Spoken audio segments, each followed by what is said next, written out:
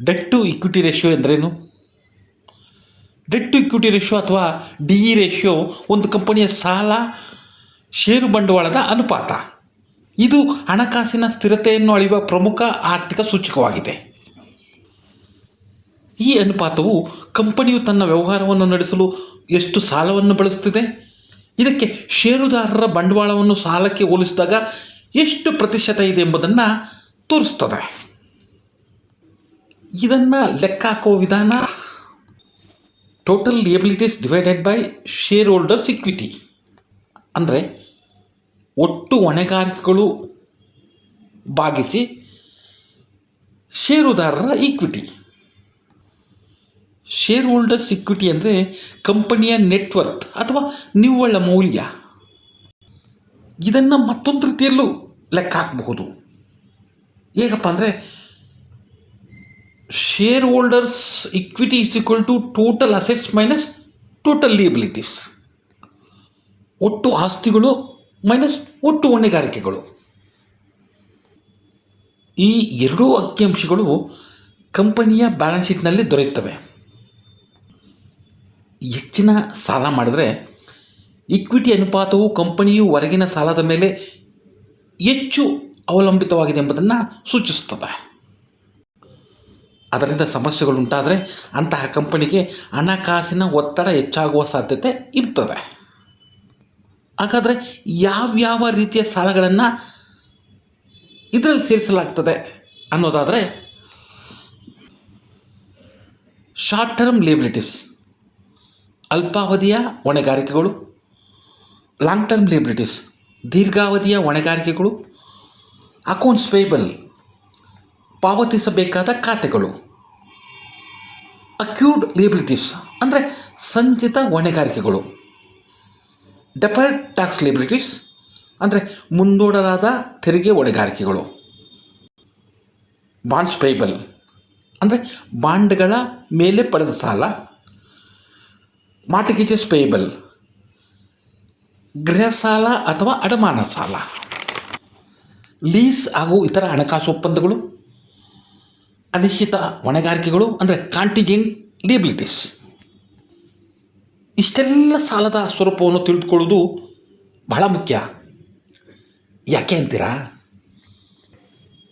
ಅಲ್ಪಾವಧಿಯ ಸಾಲಗಳು ಸಾಮಾನ್ಯವಾಗಿ 1 ವರ್ಷಗಳ ಒಳಗೆ ತೀರಿಸಬೇಕಾಗಿರುವುದರಿಂದ ಹೆಚ್ಚು ಆತಂಕಕಾರಿಯಲ್ಲ. ಆದರೆ ಅವುಗಳ ಪ್ರಮಾಣ ಅತಿಯಾಗಿದ್ದರೆ ತಕ್ಷಣದ ಪಾವತಿಗಳಲ್ಲಿ ತೊಂದರೆ ಉಂಟಾಗಬಹುದು. ದೀರ್ಘಾವಧಿಯ ಸಾಲಗಳು ದೊಡ್ಡ ಹಣಕಾಸಿನ ಹೊಣೆಗಾರಿಕೆಗಳಾಗಿದ್ದು ಕಂಪನಿಯ ಭವಿಷ್ಯದ ಸ್ಥಿರತೆಯ ಮೇಲೆ ಹೆಚ್ಚು ಪರಿಣಾಮ ಬೀರುತ್ತದೆ. ಅದಕ್ಕೆ DE ರೇಷಿಯೋವನ್ನು ವಿಶ್ಲೇಷಿಸುವಾಗ ಅದರ ಸಾಲದ ಪ್ರಮಾಣ ಮಾತ್ರವಲ್ಲದೆ ಅದರ ಸ್ವರೂಪವನ್ನು ಗಮನಿಸಬೇಕು ಅನ್ನೋದು. ಈ ಡೆಟ್ ಇಕ್ವಿಟಿ ರೇಷಿಯೋ ಅನುಪಾತ ಯಾಕೆ ಮುಖ್ಯ ಅಂತೀರಾ? ಸಾಮಾನ್ಯವಾಗಿ 1 ರಿಂದ 1.5 ನಡುವಿನ DE ರೇಷಿಯೋವನ್ನು ಆರೋಗ್ಯಕರ ಅಂತ ಪರಿಗಣಿಸಲಾಗ್ತದೆ. ಆದರೆ ಇದು ಎಲ್ಲ ಉದ್ಯಮಗಳಿಗೆ ಒಂದೇ ರೀತಿಯಾಗಿ ಅನ್ವಯಿಸುವುದಿಲ್ಲ. ಉದಾಹರಣೆಗೆ, ಹೊಸದಾಗಿ ಬೆಳೆಯುತ್ತಿರುವ ಕಂಪನಿಗಳು ವಿಸ್ತರಣೆಗೆ ಹೆಚ್ಚು ಸಾಲ ಪಡೆಯಬಹುದು. ಬ್ಯಾಂಕಿಂಗ್, ಹಣಕಾಸು ಹಾಗೂ ಉತ್ಪಾದನಾ ಅಂದರೆ ಮ್ಯಾನುಫ್ಯಾಕ್ಚರ್ ಕ್ಷೇತ್ರಗಳಂಥ ಬಂಡವಾಳ ಆಧಾರಿತ ಕ್ಯಾಪಿಟಲ್ ಇಂಟೆನ್ಸಿವ್ ಉದ್ಯಮಗಳಲ್ಲಿ 2ಕ್ಕಿಂತ ಹೆಚ್ಚಿನ ಅನುಪಾತ ಸಹ ಸಾಮಾನ್ಯವಾಗಿರಬಹುದು. ಹೀಗಾಗಿ ಕಂಪನಿಯ DE ರೇಷಿಯೋವನ್ನು ಅದೇ ಉದ್ಯಮದಲ್ಲಿರುವ ಇತರ ಕಂಪನಿಗಳೊಂದಿಗೆ ಅಥವಾ ಅದೇ ಕಂಪನಿಯ ಇಂದಿನ ವರ್ಷಗಳೊಂದಿಗೆ ಹೋಲಿಕೆ ಮಾಡಿ ವಿಶ್ಲೇಷಿಸುವುದು ಭಾಳ ಸೂಕ್ತ. ಉದಾಹರಣೆಗೆ, ಕಂಪನಿಯ DE ರೇಷಿಯೋ 3 ಇದ್ದರೂ ಉದ್ಯಮದ ಸರಾಸರಿ ಬೆಳವಣಿಗೆ 5 ಆಗಿದ್ದರೆ ಅದು ಅಷ್ಟೊಂದು ಸಮಸ್ಯೆ ಆಗೋದಿಲ್ಲ. ಸಾಲ ಇಕ್ವಿಟಿ ಅನುಪಾತವು ಕಂಪನಿಯ ಬಗ್ಗೆ ಏನು ಹೇಳ್ತದೆ? ಕಂಪನಿಯ ಬೆಳವಣಿಗೆಗಾಗಿ ಹೆಚ್ಚು ಸಾಲವನ್ನು ಬಳಸ್ತಿದೆ ಅಂದರೆ ಹೂಡಿಕೆದಾರರು ಮತ್ತು ಸಾಲದಾತರಿಗೆ ಇದು ಹೆಚ್ಚಿನ ಅಪಾಯದ ಸೂಚನೆ ಆಗಬಹುದು. ಸಾಮಾನ್ಯವಾಗಿ 2ಕ್ಕಿಂತ ಹೆಚ್ಚಿನ ಅನುಪಾತ ಹೆಚ್ಚು ಅಪಾಯಕಾರಿ ಎಂದು ಪರಿಗಣಿಸಲಾಗ್ತದೆ. ಕಡಿಮೆ ಡಿ ರೇಷಿಯೋ. ಕಂಪನಿಯು ಸಾಲದ ಮೇಲೆ ಹೆಚ್ಚು ಅವಲಂಬಿತವಾಗಿಲ್ಲ ಎಂಬ ಅರ್ಥ. ಹಣಕಾಸಿನ ಅಪಾಯ ಕಡಿಮೆ, ಆದರೆ ತುಂಬ ಕಡಿಮೆ ಅನುಪಾತವಿದ್ದರೆ ಕಂಪನಿಯ ಬೆಳವಣಿಗೆ ಸಾಮರ್ಥ್ಯದ ಬಗ್ಗೆ ಅನುಮಾನ ಉಂಟಾಗಬಹುದು.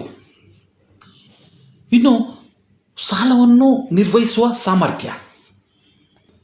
ಸಾಲ ಪಡೆಯುವ ಮೊದಲು ಈ ಪ್ರಶ್ನೆಗಳನ್ನು ಪರಿಗಣಿಸಬೇಕು.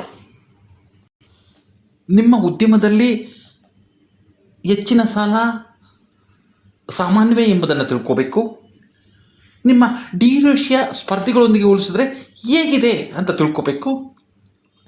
ನೀವು ವೈಯಕ್ತಿಕ ಗ್ಯಾರಂಟಿ ನೀಡಿದ್ರಾ ಅಂತ ತಿಳ್ಕೋಬೇಕು. ಮುಂದಿನ ದಿನಗಳಲ್ಲಿ ನಿಮ್ಮ ಉದ್ಯಮದ ಮಾರುಕಟ್ಟೆ ಕುಸಿಯುವ ಸಾಧ್ಯತೆ ಇದೆಯಾ ಎಂಬುದನ್ನು ತಿಳ್ಕೋಬೇಕು. ಬಡ್ಡಿದರಗಳು ಹೆಚ್ಚಾದರೆ ಸಾಲವನ್ನು ತೀರಿಸಲು ಸಾಧ್ಯವೇ ಎಂಬುದನ್ನು ಅರ್ಥಕೋಬೇಕು. ವೈಯಕ್ತಿಕ ಗ್ಯಾರಂಟಿ ನೀಡಿದರೆ ಸಾಮಾನ್ಯವಾಗಿ ಕಂಪನಿಗೆ ಸಮಸ್ಯೆ ಬಂದರೆ ನಿಮ್ಮ ವೈಯಕ್ತಿಕ ಆಸ್ತಿಗಳಿಗೂ ಅಪಾಯ ಉಂಟಾಗಬಹುದು.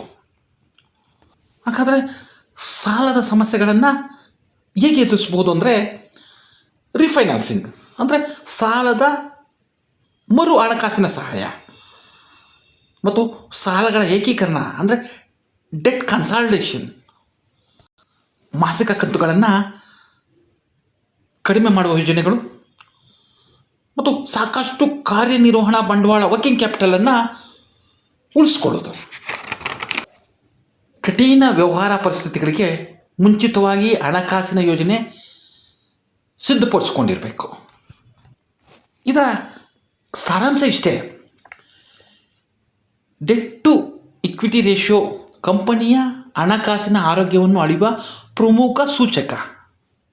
ಇದು ಕಂಪನಿಯು ತನ್ನ ವ್ಯವಹಾರವನ್ನು ನಡೆಸಲು ಸಾಲದ ಮೇಲೆ ಎಷ್ಟು ಅವಲಂಬಿತವಾಗಿದೆ ಎಂಬುದನ್ನು ತೋರಿಸ್ತದೆ. ಹೂಡಿಕೆ ಮಾಡುವ ಮೊದಲು ಈ ಅನುಪಾತವನ್ನು ಉದ್ಯಮದ ಸರಾಸರಿಯೊಂದಿಗೆ ಹೋಲಿಸಿ ವಿಶ್ಲೇಷಿಸುವುದು ಅತಿ ಮುಖ್ಯ. ಕಡಿಮೆ ಅಥವಾ ಹೆಚ್ಚು ಅನುಪಾತ ಎರಡಕ್ಕೂ ತಮ್ಮದೇ ಆದ ಅರ್ಥಗಳಿದ್ದು, ಸರಿಯಾದ ನಿರ್ಧಾರಕ್ಕೆ ಕಂಪನಿಯ ಒಟ್ಟಾರೆ ಹಣಕಾಸಿನ ಸ್ಥಿತಿ ಮತ್ತು ಉದ್ಯಮದ ಸ್ವಭಾವವನ್ನು ಪರಿಗಣಿಸಬೇಕು.